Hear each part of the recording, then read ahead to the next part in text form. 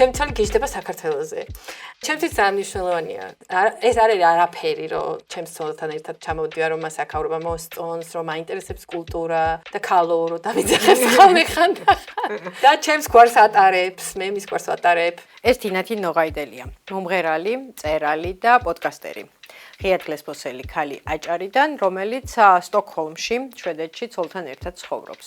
მე მგონი რომ სტარობისთვის ვარ დაბადებული. ბოლო 3 წელი სასტუმროს დამლაგებლების ზედამხედველობით ვცხოვრობ. თინათინის პირველმა სადებიუტო რომანმა ულუაშები 31 ოქტომბერს აიღო ლიტერატურული პრემია ლიტერა. მთელი ბავშვობა ვოცნებობდი რომ გავქცეულიყავით. ამ ინტერვიუში, რომელიც 3 ნოემბერს ჩავწერეთ, ჩვენ ვლაპარაკობთ მის სიმღერებზე, წიგნებზე და თვითაღიარებიდან საზოგადოებაში სასურველი ადგილის დამკვიდრებამდე მიმავალ გზაზე, რომელსაც ქვიარები გადიან საქართველოში და პრინციპში სხვა ქვეყნებშიც.